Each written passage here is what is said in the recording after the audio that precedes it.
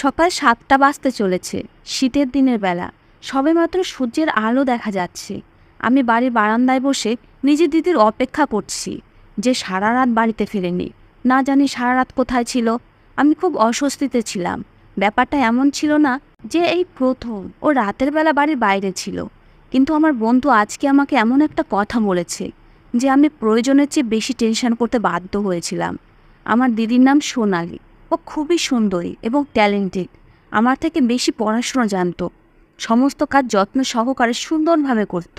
এটাই ওর স্পেশালিটি ছিল। সকাল ৭টার সময় যখন ও বাড়িতে ঢুকলো, তখন ওকে খুব ক্লান্ত মনে হচ্ছিল। আমি বললাম, সারা রাত তুমি কোথায় ছিলে দিদি? আমি খুব টেনশানে ছিলাম। আমার এই কথা শুনে ও হেসে বলতে লাগলো, এর আগে তো তুই কখনো টেনশন করিসনি। কি ব্যাপার, টাকা চাই মনে হচ্ছে?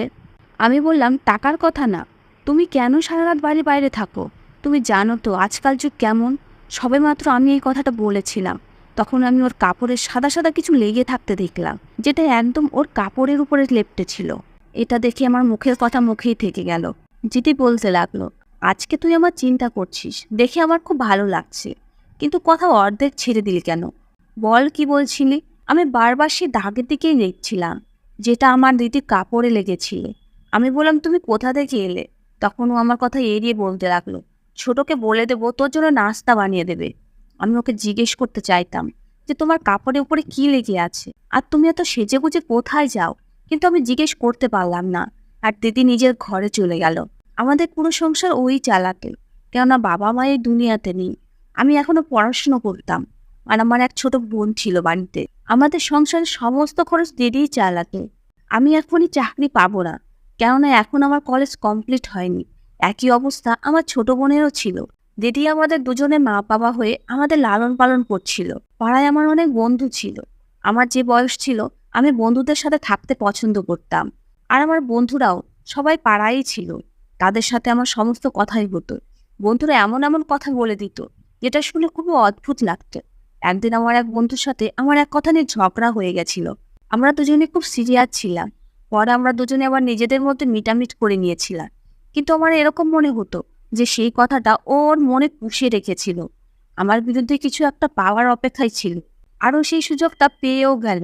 একদিনও বলল, এই যে তোর বড় দিদি আছে না, সে প্রতি রাতে কোথায় যায়? আমি বললাম, তুই কেন হঠাৎ কথা জিজ্ঞেস করছিস? তখনও বললো, আমি তাকে রাতের বেলা বাড়ি থেকে বাইরে যেতে দেখেছি, তাই জিজ্ঞেস করছিলাম। আমি বললাম, ওর ডিউটি রাতের বেলা তো, এই কারণে ওকে যেতে হয়।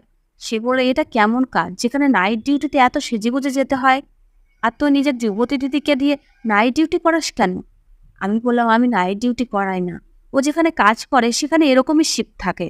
ও বলে, তুই তো দিদিকে বল যেখানে সে কাজ করে সেখানে নাইট ডিউটি না করে বরং কোনো দিনের বেলা ডিউটি করুন, কেননা মাঝরাতে যুবতী মেয়ে বাড়ি থেকে বেরোনো ভালো দেখা যায় না। আর সেই দিন আমার কিছু বন্ধু আমার সাথেই ছিল। আর তুই তো জানিস আমার ওই বন্ধুগুলো কেমন, আর ওদের মাথায় কি চলতে থাকে। কিন্তু আমি ওদেরকে কোনো রকম থামিয়ে বলেছিলাম যে এ আমার বেস্ট ফ্রেন্ডের বড় দিদি, আর আমাদেরও সবার বড় দিদির মতে।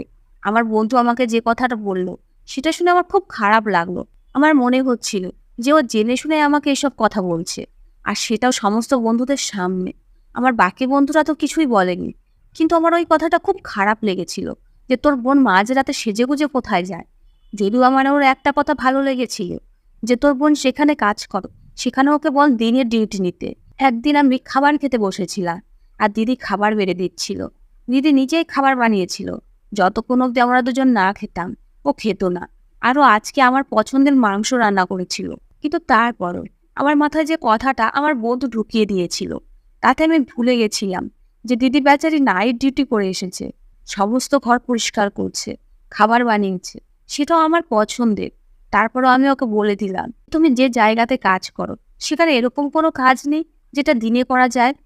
আমার এই কথা শুনে দিদি হাসলো আর বলল, যদি দিনের বেলা সেখানে কাজ করি তাহলে বাড়ির কাজ করবে কে? তোদের দুজনে কাপড় কে ধোবে, খাবার কে বানাবে? আমি আমার ছোট বোনের দিকে ইশারা করে বললাম, এ করবে। তখন আমার দিদি বললো, এ কিভাবে করবে? একে তো স্কুলে যেতে হবে, পড়াশুনো করতে হবে। তাই আমি জেনে বুঝে রাতের ডিউটি নিয়েছি, যাতে রাতে আমি কাজ করতে পারি, আর দিনের বেলা তোদের দুজনে খেয়াল রাখতে পারি। দিদি এই কথাটা হেসে হেসে বলেছিল। কিন্তু আমি দিদিকে বললাম, তোমার এরকম রাতের বেলা বাড়ির বাইরে থাক আমার ভালো লাগে না। লোকজন এড়িয়ে আমাকে কথা শোনাতে থাকে। এ কথা শুনে দিদি রেগে গেলেন। আর বলল তারা কারা যে তোকে কথা শোনায়। তারপরে আরও বলল, পাড়ার লোকেদের কাজ কাম নেই, তাদের লোকের পিছনে লেগে থাকাই কাজ। তারা কি জানে কার বাড়িতে কি হচ্ছে, কিভাবে হচ্ছে, তাদের 2 বেলা খাবার কিভাবে জুটছে? কেউ আমাদের বাড়িতে এসে খাবার দিয়ে যাবে না, আমাদের নিজেদেরই জোগাড় করে নিতে হবে। আমার নিজের চাকরি নিয়ে কোনো সমস্যা নেই। আমি বুঝে গেলাম যে যদি আমি আর কিছু বলি তাহলে ও রেগে যাবে, তাই আমিও চুপ করে গেলাম। আমি এমনিতেও ওর থেকে ছোট, বড় দাদা না যে যা কিছু বলি না কেন ও চুপচাপ শুনে নেবে। ও আমার থেকে বড়, আর আমি সবসময় ওর কথা শুনে চলতাম। মা বাবাও বলেছিল আমাদের যাওয়ার পরে দিদি বাড়ির ইনচার্জ, আর তারপরে যে বাড়িতে টাকা নিয়ে আসে তাও তারই চলে। এটা তো নর্মাল ব্যাপার, কিন্তু সমস্যা এটাই যে আমার দিদি খুবই সুন্দরী, আর ও খুব সেজে গুজেই কাজে যেত। সুন্দর সুন্দর ড্রেস পরতো যাতে ওকে আরো বেশি সুন্দরী লাগতো। যদি কখনো শাড়িও পরতো তাহলে ওরা আঁচল কাঁধের উপরে থাকতো না। ও বলতো আমি যে কাজ করতে যাই সেখানে এরকম কাপড় পরে যাওয়া জরুরি। কিন্তু ও আজ অবধি আমাদের এটাও বলেনি যে ওর কাজ কি ধরনের। শুধু যাওয়ার সময় বলতো আমার ডিউটি আছে, আমি যাচ্ছি। একদিন আমি দিদির ঘরে গিয়েছিলাম, আমার ওর সাথে কয়েকটা দরকারি কথা বলার ছিল, কিন্তু ও সেই সময় বাথরুমে ছিল। ঘরে ঢুকে দেখলাম বিছানার উপর ওর পার্স পড়ে আছে। আমি পার্সের দিকে তাকিয়ে দেখলাম তার মধ্যে এত টাকা রাখা ছিল যে সেটা বন্ধই হচ্ছিল না ঠিকভাবে। এখন তো 22 তারিখ, তার মানে ওর বেতনের দিন না। আর ওর বেতনই বা এত কোথায় যে ওর কাছে এত টাকা থাকবে? সারা মাসে তো ওর কাছে এমনিতেও তেমন টাকা থাকতো না, তাহলে এত টাকা ও কোথায় পেল? এর আগে কেউ আমাকে দেখেনি তো। আমি সেখান থেকে বেরিয়ে এলাম, কিন্তু আমি চিন্তায় পড়ে গেলাম যে আমার দিদির কাছে এত টাকা কোথা থেকে এলো। এরপর আমার মাথায় একটা খেয়াল এলো। আমি বললাম, দিদি আমার কিছু টাকা দরকার। ও বলে, কত টাকা চাই? তখন আমি বললাম আমার 5,000 টাকা দরকার। আমাকে কলেজে ফিস দিতে হবে, কয়েকদিন পরে পরীক্ষা হচ্ছে, তাই সমস্ত মাসে টাকা জমা দিতে হবে। আমার দিদি বলল, এখন তো আমার কাছে নেই, 1 তারিখে যখন বেতন পাবো তখন সব নিয়ে নিস। আমি অবাক হয়ে গেলাম যে পার্স ও টাকাতে ভর্তি, আর ও আমাকে বলছে টাকা নেই। এর মানে হলো আমাকে মিথ্যা বলছে, আর এটা এই কারণেই লুকাচ্ছে কারণ এই টাকা সঠিক পথে আসেনি। আমি বললাম, অল্প কিছু নেই তোমার কাছে? তখনও বলতে লাগলো, যত টাকা তুই চাইছিস তত তো নেই, আমার কাছে পুরো 1000 টাকাও হবে না, কারো কাছে ধার চাইতে হবে যাতে বাকি মাসটা চলতে পারি।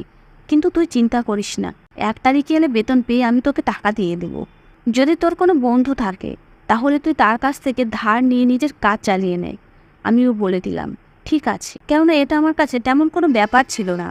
কিন্তু এটা ভেবে আমি অবাক হয়ে গেলাম যে ওর কাছে এত টাকা থাকা সত্ত্বেও ও কত সুন্দরভাবে মিথ্যা কথা বলেছে।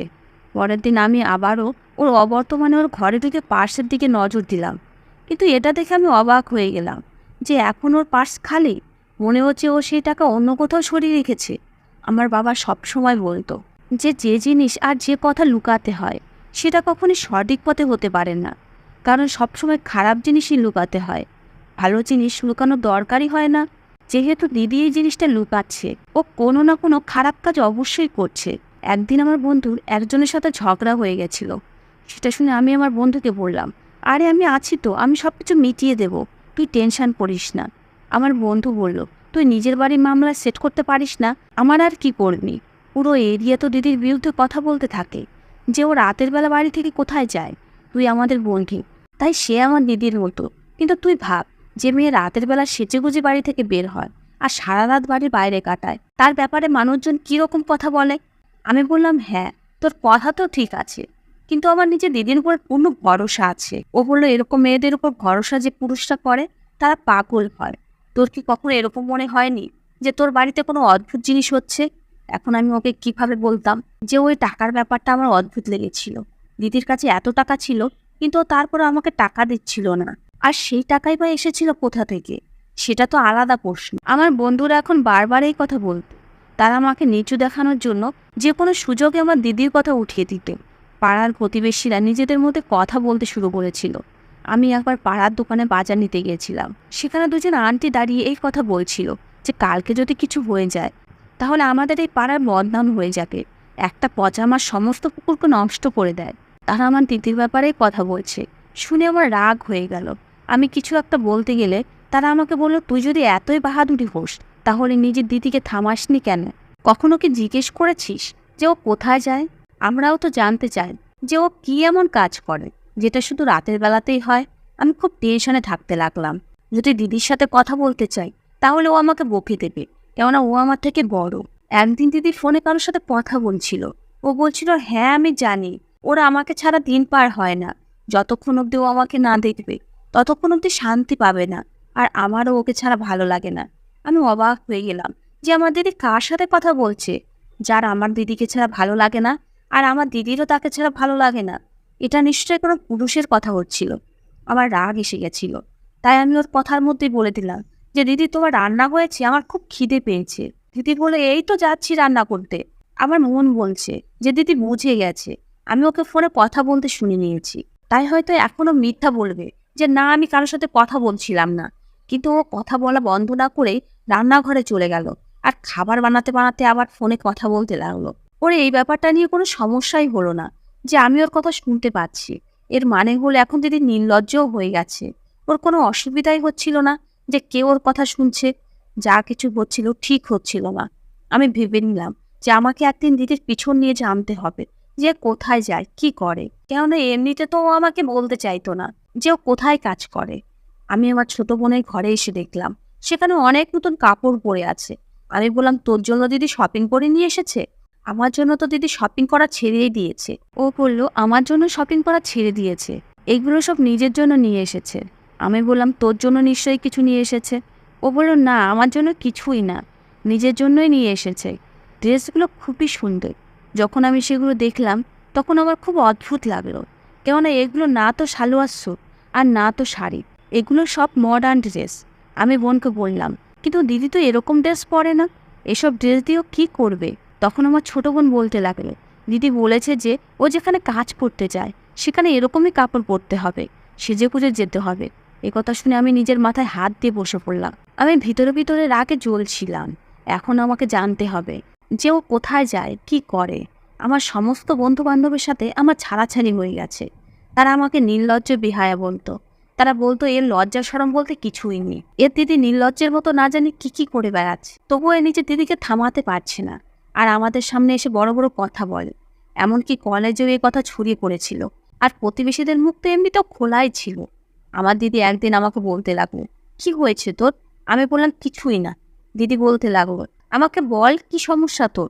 আমি বললাম তোমার কারণে টেনশনে আছি। আমি এতটুকুই বলেছিলাম। এতে দিদি হতবাক হয়ে গেল। যদি আমার দিদি খারাপ কাজ না করতো তাহলে আমি কখনোই ওর সামনে এরকম কথা এভাবে বলতাম না। আগে আমি কখনো এমন কোনো কথা বলিনি যাতে দিদি হৃদয়ে দুঃখ পায়, কেননা সে আমাদের জন্য অনেক কিছু করেছে। কিন্তু এর মানে এই নয় যে সে যা ইচ্ছা তাই করবে আর তাতে কেউ কিছু বলতে পারবে না। তাই আমি সিদ্ধান্ত নিলাম যে দিদির পিছনে নেব। কিন্তু দিদির পিছনে নেওয়া সহজ না। যদি সে জানতে পারে যে আমি তার পিছনে নিয়েছি তাহলে কি হবে? তাই এখন আমাকে একটা প্ল্যান বানাতে হবে। আমি প্ল্যান বানিয়ে নিলাম আর সকাল থেকে বলতে শুরু করে দিলাম যে আমার শরীর খারাপ, আমি ভাত খাবো না, সন্ধ্যাবেলা শুধু একটু দুধ খেয়ে এটা বলে নিজের ঘরে চলে গেলাম যে আমার খুব ঘুম পাচ্ছে, আমি ঘুমাতে যাচ্ছি। এমনকি কিছু সময় পরে আমার বড় দিদি আমাকে চেক করতে এলো। সে আমাকে ওষুধ দিল আর জিজ্ঞেস করলো কিছু দরকার বলে আমাকে বল। আমি বললাম না কিছু লাগবে না, ব্যাস ঘুমিয়ে গেলেই সব ঠিক হয়ে যাবে। আজকাল পরীক্ষা হচ্ছে তো এই কারণে খুব টেনশানে আছি। দিদি বলল হ্যাঁ আমি দেখছি যে আজকাল তুই খুব টেনশানে থাকছিস, কোনো জিনিসের দরকার হলে আমাকে অবশ্যই বলবিস। 2-4 দিনের মধ্যে টাকা এসে গেলে তোর ফিসের সমস্যা মিটে যাবে। তুমি আমার ভালো ভাই, আর তুমি ছাড়া আমার আছেই বা কে? আমি বললাম দিদি তুমি খুব ভালো, কিন্তু তুমি এই চাকরি ছেড়ে দিচ্ছ না কেন? এই কথা শুনে ও হাসতে লাগলো আর বললো ছাড়তে পারবো না এই চাকরিটা, কিন্তু তুই টেনশন করিস না, নিজের দিদির উপরে বিশ্বাস রাখ। এটুকু বলেই ও সেখান থেকে চলে গেলে। কিন্তু আমি কোথা থেকে বিশ্বাস নিয়ে আসতাম? বিশ্বাস তো আমার তখন থেকেই শেষ হয়ে গেছিল যখন আমি সেই ফোনের কল শুনেছিলাম। কিছু সময় পরে আমি দিদির বেরিয়ে যাওয়ার আওয়াজ শুনতে পেলাম। আজকেও সেই ড্রেসটা পরেছিল যেটা ও নতুন নিয়ে এসেছিল। ওই ড্রেসটা খুব ছোট।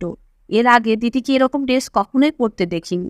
ও যখন বাড়ি থেকে বেরিয়ে গেল তখন আমি ওর পিছনে পিছনে বাড়ি থেকে বেরিয়ে গেলাম। আমার ছোট বোন নিজের ঘরে ছিল, আমি ওর থেকে লুকিয়ে বেরিয়েছিলাম। ওকে একা বাড়িতে ছেড়ে যাওয়ার ইচ্ছা তো আমার ছিল না, কিন্তু আজকে আমাকে সত্যিটা জানতেই হবে। আমি আমার দিদির পিছনে পিছনে যাচ্ছিলাম। ও হাঁটতে হাঁটতে মেন রাস্তায় চলে এলো। আমি ভেবেছিলাম দিদি এখান থেকে কোনো বাসে চড়বে, কিন্তু এটা দেখে আমি হতবাক হয়ে গেলাম যে রাস্তার পাশে একটা বড় দেখি গাড়ি ওর অপেক্ষায় দাঁড়িয়েছিল। সামনের সিটে একজন ড্রাইভারের মতো ড্রেস পরে একটা লোক বসেছিল। সে আমার দিদিকে দেখে নমস্কার করলো আর বাইরে বেরিয়ে এসে গাড়ির গেট খুলে দিল। আমার দিদি গাড়িতে উঠে বসলো আর ড্রাইভার গাড়ি চালিয়ে সেখান থেকে চলে গেল। এখন আমাকে এই গাড়ির পিছনে নিতে হবে, তাই আমি তাড়াতাড়ি করে একটা অটো ধরলাম আর তাদের পিছন নিতে শুরু করলাম। এসব কি হচ্ছে? আমার দিদি কোথায় যাচ্ছে, তাও এত বড় গাড়িতে বসে? এত বড় গাড়ি কেন ওর অপেক্ষায় দাঁড়িয়েছিল? আমার এরকম মনে হচ্ছিল যে এই গাড়ি প্রতিদিন ওর অপেক্ষায় এখানে দাঁড়িয়ে থাকে। দিদি আমাদের কলোনি থেকে বেরিয়ে এই গাড়িতে এসে বসতো, না হলে এই মাঝরাতে কিভাবে কোথায় যাবে? এই গাড়ি তো সেই এরিয়ার দিকে যাচ্ছে যেখানে বড় বড় বাংলো ছিল। আমরা এই এরিয়াতে খুব একটা যেতাম না, কেননা এটা কোটিপতিদের এলাকা, আর আমরা তো ছোট একটা কলোনিতে থাকতাম। কিছু সময় পরে গাড়িটা একটা বড় বাড়ির সামনে থামলো, আর আমি অটো কিছুটা পিছনে থামিয়ে অটোওয়ালাকে টাকা দিয়ে তাকে যেতে বললাম। এরপরে আমি খুব ধীরে ধীরে সামনের দিকে এগিয়ে গেলাম। আমার দিদি সেই বড় বাড়িতে ঢুকে গেল। এই বাড়িটা অনেক বড়, আর তার বাইরে অনেক গাড়ি দাঁড়িয়েছিল। বাড়ির কাছে গেলে ভেতর থেকে মিউজিকের আওয়াজ শুনতে পেলাম। মনে হচ্ছিল সেখানে কোনো পার্টি চলছে, আর আমার দিদি কাপড়ও সেরকমই পরেছিল। আমার দিদি এই পার্টির ডান্সার নয় তো? আমার খুব ভালোভাবে মনে আছে, যখন আমার বাবা মা জীবিত ছিল তখন আমার দিদি ডান্স ক্লাসে যেত। ওর ওয়েস্টার্নটা ডান্স শেখার খুব শখ ছিল, আরও খুব ভালো নাচতেও পারতো। কিন্তু বাবা মার মৃত্যুর পরে ও কাজে লেগে গেছিল।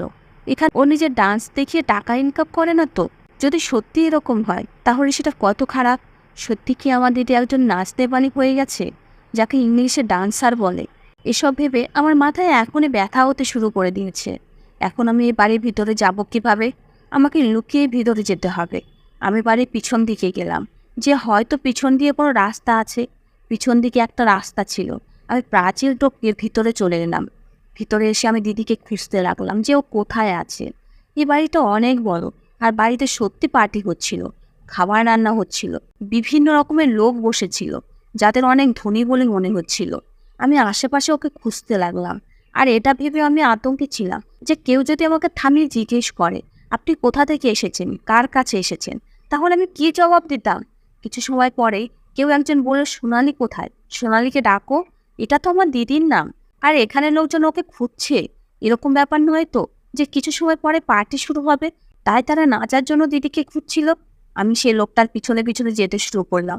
সেই লোকটা খুবই সুন্দর আর হ্যান্ডসাম। আমার এরকম মনে হচ্ছিল যে এই বাড়িটা তারই। আমি আমার দিদিকে অনেকক্ষণ খুঁজলাম, কিন্তু ওকে কোথাও দেখতে পেলাম না। এখন লোকজন আমার দিকে ঘুরতে শুরু করে দিয়েছে। এখন আমার ভয় করতে শুরু করেছে যে কেউ আমাকে কিছু জিজ্ঞেস করে না বসে। একে তো আমি বিনা নিমন্ত্রণে এসেছি, আর তারপরে এরা অনেক ধনী। যদি এরা জানতে পারে আমি বিনা নিমন্ত্রণে এসেছি, তারপরেও পাঁচিল টপকে এসেছি, তাহলে না জানি কি হবে। তাই আমি বাড়িতে ফিরে চলে এলাম আর নিজের দিদির অপেক্ষা করতে লাগলাম। সকাল হতে যাচ্ছিল, কিন্তু এখন অবধি দিদি আসেনি। আমরাও পাগল ছিলাম। এতদিন রাতে খেয়ে দিয়ে চুপচাপ ঘুমিয়ে যেতাম, কখনো ওকে জিজ্ঞেস করিনি যে ও কোন সময় ফিরে আসে। ও সন্ধ্যাবেলা বেরিয়ে যেত, আর সকালবেলা আমরা ঘুম থেকে ওঠার আগে ও আমাদের জন্য নাস্তা বানিয়ে ঘুমিয়ে যেত। ওই সময় ও আসতো, আমরা কখনো ওকে জিজ্ঞেসই করিনি। ব্যাস, আমরা পাগলের মতো চুপচাপ বাড়িতে বসে থাকতাম। বাড়িতে খাবার পাচ্ছিলাম, ও আমাদের কলেজে ফিস দিচ্ছিল, কিন্তু এসব ব্যাপারে জানতাম না যে বাড়িতে কি হচ্ছে। এটা আমারই ভুল ছিল। এখন আমি বড় হয়ে গেছি। আমার বন্ধু ঠিকই বলতো যে এই সমস্ত কিছু আমার দেখা উচিত ছিল, অন্য কারো না। 7টা বেঁচে গেছে, কিন্তু এখনও দিদি ফিরে আসেনি। তারপর হঠাৎ করে কিছু সময় পরে ও চলে এলো, আর আমাকে সামনে থেকে অবাক হয়ে গেল। কেননা ও জানতো যে আমি এই সময় ঘুমিয়ে থাকি, আর আমার চোখ মুখ দেখেও বোঝা যাচ্ছিল যে আমি সারা রাত ঘুমাইনি। দিদি আমাকে বলল, কি করছিস এখানে?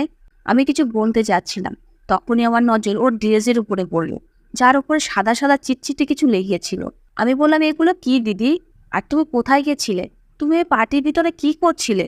যখন আমি বললাম ওই পার্টির ভিতরে কি করছিলে, তখন দিদি বলল, পার্টি? তুই কিভাবে জানলি সেখানে পার্টি হচ্ছিল? তুই কি আমার পিছনে নিয়েছিলি? দিদি আমার দিকে রাগে চোখে তাকিয়ে আমাকে জিজ্ঞেস করলো, তুই কি আমার পিছনে নিয়েছিলি? আমি বললাম, তোমার পিছনে না নিতাম তো কি করতাম? তুমি কখনো বলেছো তুমি কোথায় কাজ করতে যাও? তুমি সেজেগুজে কোথায় যাচ্ছিলে? কে ছিল সেই গাড়ির মালিক যে তোমার জন্য তারা এত বড় গাড়ি সেখানে দাঁড় করিয়ে রেখেছিল? আর ওই পার্টিতে সবাই তোমাকে ডাকছিল কেন? আমি তোমাকে কোথাও দেখতে পাইনি, মনে হয় তুমি অন্য কোথাও ছিলে। আমার দিদি আমার দিকে এগিয়ে এলো আর আমার মুখের উপরে থাপ্পড় মেরে দিল। এতে আমারও রাগ হয়ে গেল, আর আমি বললাম, এগুলো কি লেগে আছে তোমার কাপড়ে? আর তুমি কোথায় সেজেগুজে সারা রাতের জন্য যাও? আমি জানি মহিলারা যখন বাধ্য হয় তখন এরকমই কাজ করে, কিন্তু তোমার এতটাও করার দরকার নেই। দরকার হলে আমি আমার পড়াশোনা ছেড়ে দেব, ছোটরও পড়াশোনা ছাড়িয়ে দেব, লোকের বাড়িতে কাজ করব, কিন্তু সমাজে তো সম্মানে থাকবো। আমার বন্ধুরা কি কি সব কথা বলতে থাকে তোমার ব্যাপারে, সমস্ত পাড়ার লোকেরা তোমার ব্যাপারে কথা শোনাতে থাকে। তার উপরে তুমিও সত্যি কথা বলো না যে তুমি কোথায় যাও। যদি তুমি সত্যি কথাটা বলে দাও তাহলে কি এমন হয়ে যাবে? আমার দিদির চোখে জল চলে এলো। ও বলল, মন তো করছি তোকে আর একটা থাপ্পড় মারি, কিন্তু হয়তো আমারই ভুল ছিল, আমার তোদেরকে বলা উচিত ছিল। কিন্তু হয়তো তুই কখনোই বুঝতে পারতি না এগুলো যা কাপড়ে লেগে আছে সেগুলো দুধ। এখন তো জিজ্ঞেস করবি কিসের দুধ, কেমন দুধ? এগুলো বাচ্চাদের কৌটার দুধ, যেগুলো বাচ্চারা খায়। আমি অবাক হয়ে গেলাম, এর মানে কি? দিদি বলল, আমি একজন অনেক বড় লোকের বাড়িতে কাজ করি। তার বউ অসুস্থ হয়ে মরতে চলেছে। তার 3টে বাচ্চা আছে, যাদের মধ্যে এক এক বছরের বয়সে পার্থক্য। তারা নিজের মাকে ছাড়া থাকতে পারে না। কিন্তু ধীরে ধীরে এখন আমি তাদের সাথে খুব ভালোভাবে মিশে গেছি। আমাকে ওরা নিজেদের মা মনে করে। দিনের বেলা তো ওরা বাকি চাকরদের সাথে কাটিয়ে দেয়, কিন্তু রাতের বেলা আমাকেই ওদের সামলাতে হয়।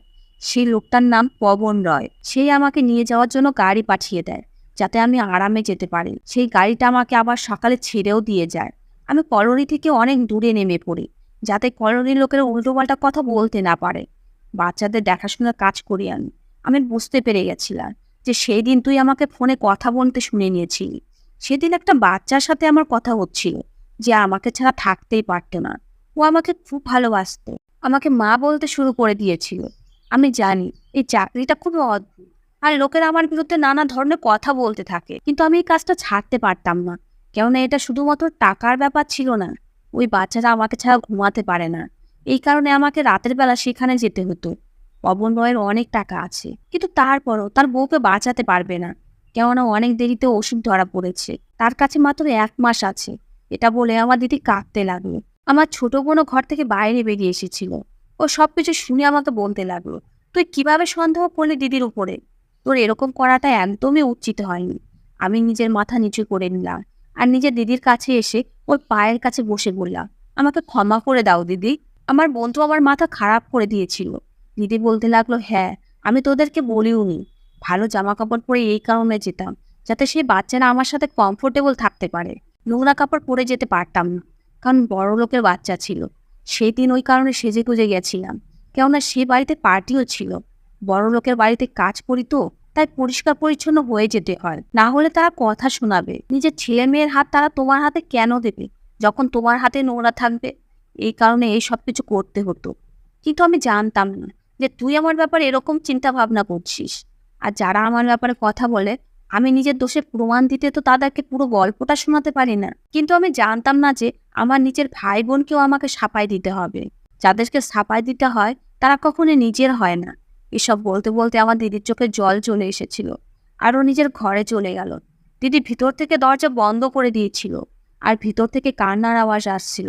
আমার ছোট বোন আমার সাথে ঝগড়া করতে লাগলো যে এইসব কিছু তোর কারণে হয়েছে, তোর এরকম করার কি দরকার ছিল?